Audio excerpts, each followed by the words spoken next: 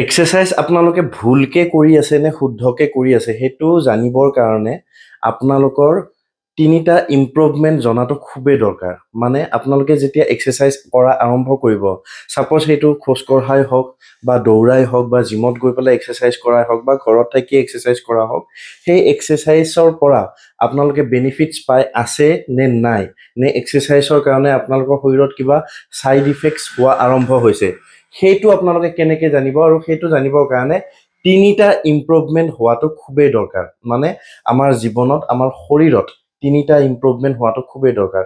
আৰু সেই তিনিটা ইম্প্ৰুভমেণ্ট হৈছে, এক নম্বৰটো হৈছে আপোনালোকৰ ষ্ট্ৰেংথ আৰু ষ্টেমিনা বাঢ়িছে নে নাই।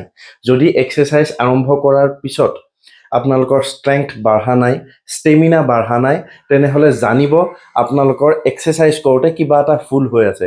মানে ধৰক আপোনালোকে খোজ কঢ়াই আৰম্ভ কৰিছে, কিন্তু খোজ কঢ়াৰ ফলত আপোনালোকৰ যদি মানে ষ্টেমিনা বঢ়া নাই, মানে আজি যদি আপোনালোকে 10 মিনিট খোজ কাঢ়িছে, এমাহমান পিছত যদি আপোনালোকে আধা ঘণ্টা খোজকাঢ়িলে বা 1 ঘণ্টা খোজকাঢ়িবৰ কাৰণে ট্ৰাই কৰিছে কিন্তু পাৰা নাই, মানে আপোনালোকৰ ইম্প্ৰুভমেণ্টটো হোৱা নাই, তেনেহ'লে জানিব আপোনালোকৰ কিবা নহয় কিবা এটা ভুল হৈ আছে, খোজ কাঢ়োঁতেই কিবা এটা ভুল হৈ আছে, নাইবা দৈনিক খাদ্য তালিকাত আপোনালোকে কিবা এটা ভুল খাদ্য খাই আছে, যাৰ কাৰণে আপোনালোকৰ সেই ষ্ট্ৰেংথ আৰু ষ্টেমিনা বাঢ়া নাই। যেনেকৈ ধৰি লওক কোনোবা যদি আপোনালোকৰ জিমত গৈ আছে, জিমত গৈ পেলাই যদি আপোনালোকে ডেড লিফ্ট এক্সাৰচাইজে হওক বা স্কোৱাট এক্সাৰচাইজে হওক, যদি প্ৰথম দিনা গৈ পেলাই আপোনালোকে 10 কিলো বা 20 কিলো দাঙিব পাৰিছিলে, লিফ্ট কৰিব পাৰিছিলে, আপোনালোকৰ লাহে লাহে যদি সেই বস্তুটো প্ৰগ্ৰেছ হোৱা নাই, মানে লাহে লাহে ৱেইটটো বাঢ়িব পৰা নাই, এই ষ্ট্ৰেংথটো বাঢ়া নাই, তেনেহ'লে হয়তো এক্সাৰচাইজ কৰোঁতে আপোনালোকৰ কিবা এটা ভুল হৈ আছে আৰু সেই এক্সাৰচাইজৰ পৰা আপোনালোকৰ শৰীৰত কিবা এটা ডাঙৰ ছাইড ইফেক্টছ হ'ব পাৰে।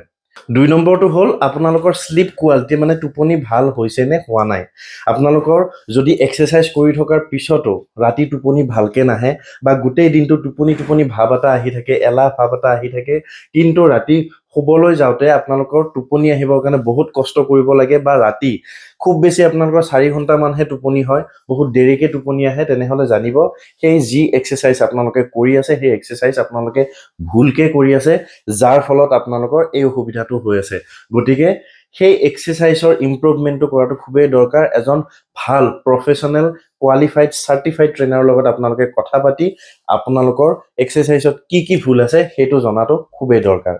আৰু 3 নম্বৰটো হৈছে, যদি এক্সাৰচাইজ কৰি থকাৰ পিছতো আপোনালোকৰ শৰীৰৰ বিষবোৰ কম হোৱা নাই, ধৰক কঁকালৰ বিষেই হওক, এলবৰ বিষেই হওক, বা আপোনাৰ শ্বল্ডাৰৰ পেইন হওক, বা ডিঙিৰ বিষ হওক, পিঠিৰ বিষ হওক, ভৰিৰ বিষ হওক, এই বিষবোৰ যদি এক্সাৰচাইজ কৰাৰ পিছতো আপোনালোকৰ কমা নাই, তেনেহ'লে জানিব আপোনালোকৰ এক্সাৰচাইজ কৰোঁতে কিবা এটা ভুল হৈ আছে।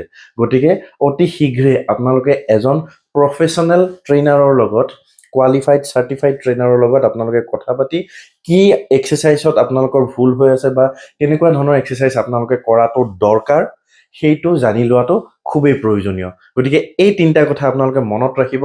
1 নম্বৰটো হৈছে আপোনালোকৰ ষ্ট্ৰেংথ আৰু ষ্টেমিনা বাঢ়িছে নে বাঢ়া নাই।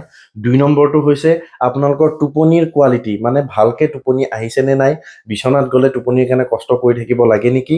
আৰু 3 নম্বৰটো হৈছে আপোনালোকৰ শৰীৰৰ বিষ কমিছে নে কমা নাই।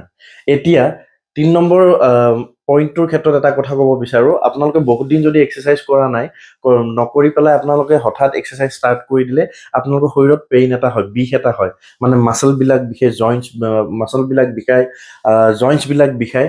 সেইটো লেক্টিক এচিড ফৰ্ম হোৱাৰ কাৰণে হয়, আৰু সেইটো একেবাৰে নৰ্মেল, সকলোৰে ক্ষেত্ৰত সেই প্ৰব্লেমটো হয়। সেইটো এসপ্তাহমানৰ ভিতৰত সেই পেইনটো গুচি যায়। কিন্তু যদি এক্সাৰচাইজ ষ্টাৰ্ট কৰিছে, আপোনাৰ এমাহ হ'ল, 2 মাহ হ'ল, 3 মাহ হ'ল, আপোনালোকৰ পেইনটো কমা নাই, লাহে লাহে পেইনটো বাঢ়িহে গৈছে বা পেইনটো আগৰ নিচিনা একেই আছে, তেনেহ'লে জানিব এক্সাৰচাইজ কৰোঁতে আপোনালোকৰ কিবা এটা ভুল হৈ আছে।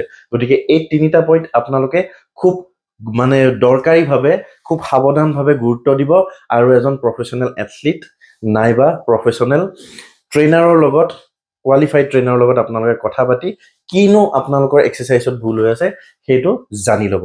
গতিকে আজি ফিটনেছ ভিডিঅ'টোত ইমানে। নতুন নতুন ফিটনেছ ৰিলেটেড ভিডিঅ'লৈ মই অতি সোনকালে আহিম। ধন্যবাদ।